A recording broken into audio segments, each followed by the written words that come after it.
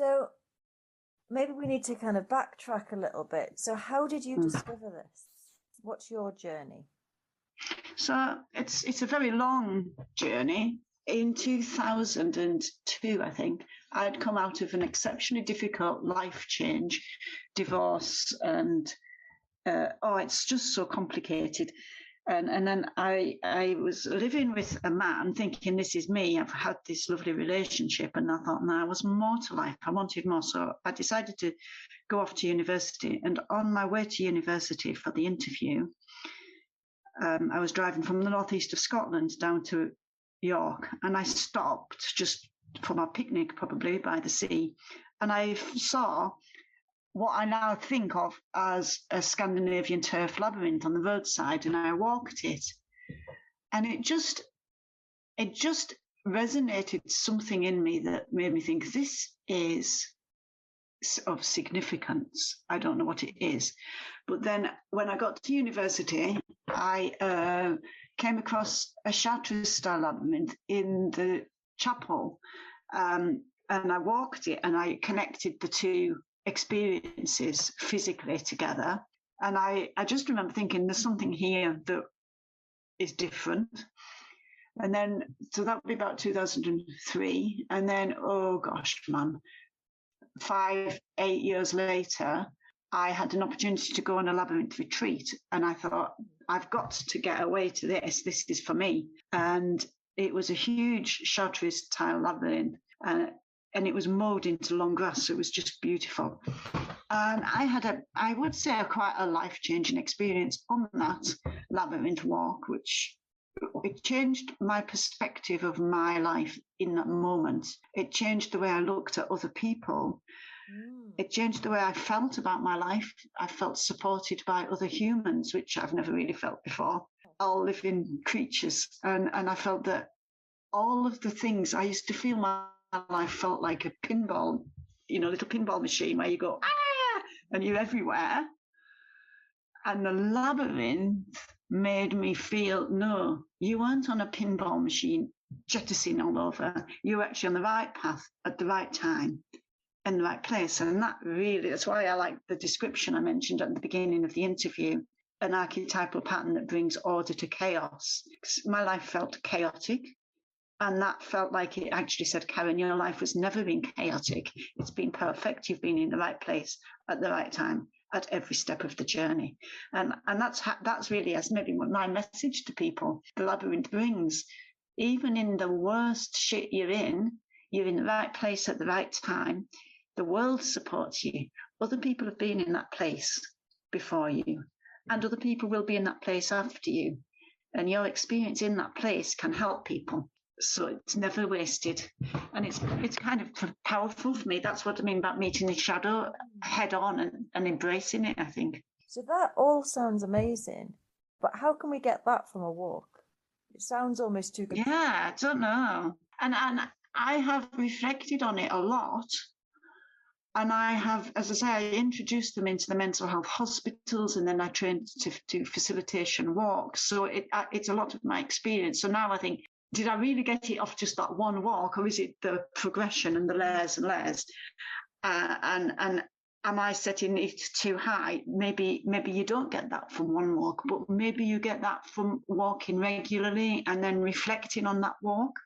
And when I've done, because I actually did study it for my master's, and my studies and other studies I've seen, the worst case scenario was people felt more peaceful. 80% of people felt more peaceful. And it was between 70 and 84% were more peaceful, more relaxed, calmer, less agitated, less stressed. Nobody had anything really negative. And I'm thinking, if the only thing you get is a bit more peace, 80% more peace than you had at the start, 80% more sense of purpose. You don't necessarily get a life change, but if you get peace. So tell me about your master's.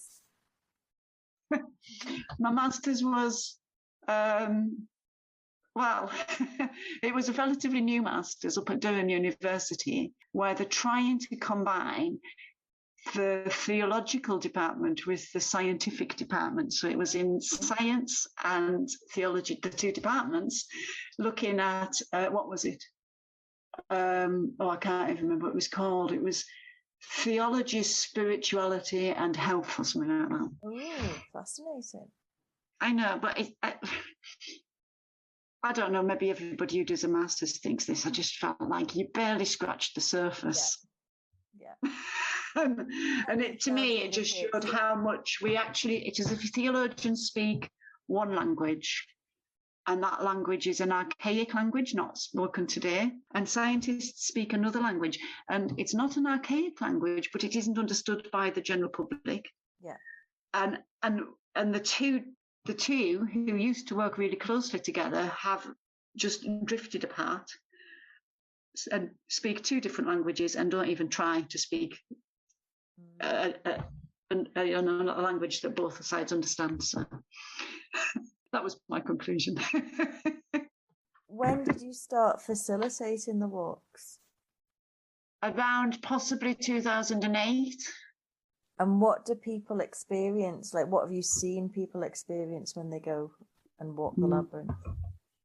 I suppose every single person's experience is different, and it's quite important for me. One of the other things I liked about the walks is that sense of you don't need to know. Like in counselling, you're trying to find out and discuss what people's issues are, where it's the walk, every single feeling can be personal and it doesn't need to go outside. And I find that quite comforting as a therapist, because I don't carry their shit. And as a client, because I don't have to tell somebody, I don't have to bare my soul. So I think that's a caveat to bear in mind, that I will maybe say, how did you find the walk? Or is there anything you would like to share? But that's as deep as I would go. So that's the caveat, I'd say.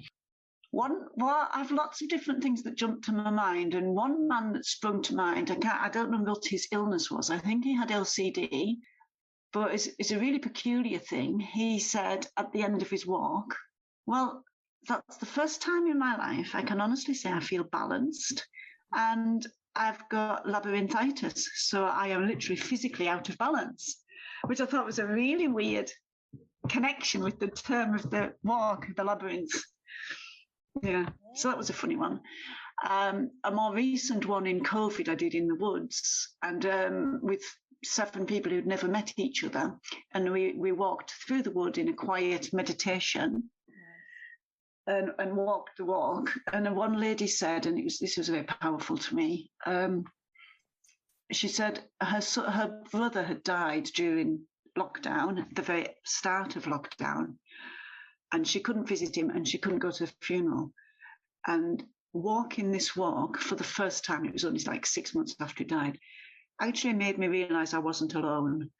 Wow! And I thought that was a really powerful thing for her to say. What was that like for you to witness that? I find them really powerful. I think there'll always be something that's a really big standout experience like that. I had one man who walked it in his wheelchair in the mental health hospital.